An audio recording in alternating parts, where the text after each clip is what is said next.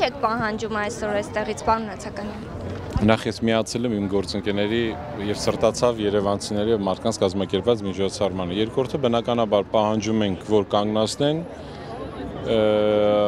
երկրորդը դադարեցնեն այս անհասկանալի ծրագիրը, որտեղ իրական որևէ իրավական հիմքեր չունի, որտեղ ամենամեծ խնդիրը հիմնականում, որ ծառահատումները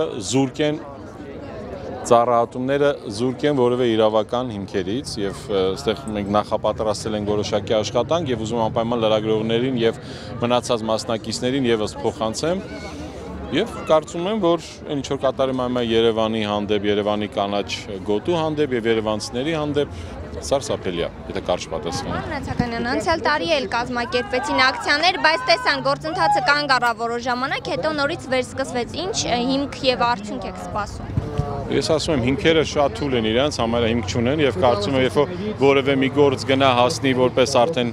իրավապահների դաշտ գնա, ասենք որպես քրեական հետապնդում եւ նաեւ ասենք դատական, դուք կտեսնեք ինչքան թույլ են հիմքերը քաղաքապետարանի, սկսած այդ հոակից, վերջացրած այդ բնապահպանության վարչության կողմից, իրականում հավատացեք, այս ինչ որ այսքան մարդ գալիս է, սա նրա նշանն է, որ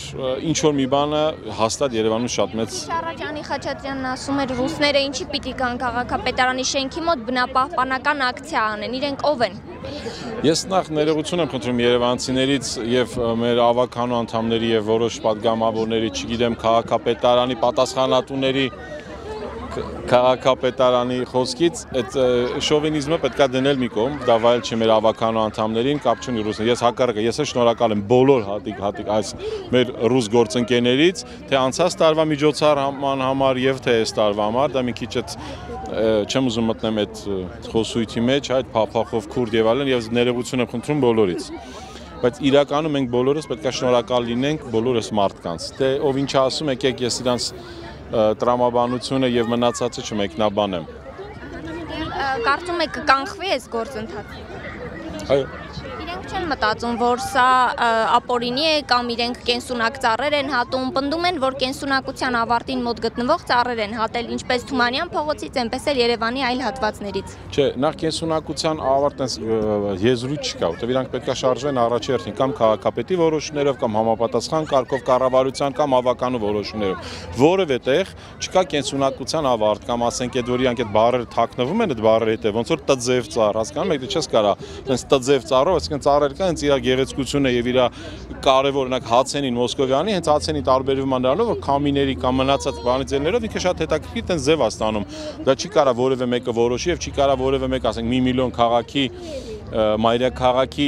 մեկը ինչ ընդամենը մի մարդ։ Իսկ դա որոշում է հոակի ղեկավար, հավատացած եղեք ոչ այդ բնապահպանության վարչության պետին են բանի տեղ դնում, ոչ այն մյուսներին։ Այդ մարդը ոնց ուզում տենց են անում, հավատացեք ու չկասկածեք ու այն դեպքում ստեղ Արփիջան եւ խնդիրը որն է, այսինքն դա պետք է Երևանի քաղաքապետարան, իրավապահ մարմինների, կառավարության, մեր բոլորիս երևանցիներից համար մի հատ կարմիր լույս վարվի, որ հասկանանք այսօրվա հոակի ղեկավարը տարբեր, եթե հենց նույն այդ հիմնարկում ժամանակին ազատվել աշխատանքից, ինչ որ լավ չեմ հիշում, թե կներեք, խարդախության չէ, թե ինչ որ կոռուպցիոն սկանդալի, թե ինչ որ յուրացումների, այդ մարդը քրեական գործ ունի վրան։ Այդ մարդուն հեռացել են դրա համար, հետո ինչ են բերելի վերականգնել, այսինքն այդ նույն մարդիկ հիմա 1 միլիոնանոց քաղաքի որոշումա ճակատագիրը։ Ես օրինակ խնդրեմ այդ որոշ կարանք ստեղից հետո կամ ընդհանրապես քայլենք մենակ կենտրոնով, ընդհանրապես ասում մենակ կենտրոնը, օրինակ եւ մնացած գործընկերները կարող այլ վարչական շրջաններով գնա։ Հիմա նայենք Երևանում քանի հատ ազատ բնաբաժակ կա։ Տեսեք որ 100-ից մի քանի 100 բնաբաժակ կա Երևանում։ Այդ բնաբաժակները թողած գնում են ասենք ծառեր են կտրում։ Այն դեպքում սխալ ծառ, նախ ինչ հետաքրում արդեն լավ ծառա, վատ ծառա, դա երկրորդական, երրորդական հարց է։ Կարևորը որ անօրինական ամբողջ կարգով մենք ես բոլորս գնալու ենք մի օր դատական նիստերին, այսենց վատ բան եմ ասում կներեք, բայց կարող ուրախանանք, որ այդ պատասխանատուները ենթարկվել են պատասխանատվության, որովհետև ընդհանրապես այդ մի մարդ երկու հոգին մատի վրա են ֆռռցնում այդ սաղ քաղաքապետարանի շենք, այսինքն այս 100-ամյա կառույց է կարելի ասել, ֆռռցում է մի մարդ մատերի վրով, հետնել իրանք իրանց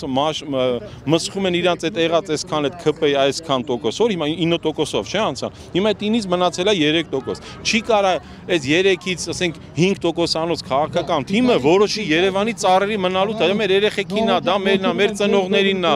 այսինքն շատ մեծ խնդիրներ կան Արփիջան, շնորհակալություն։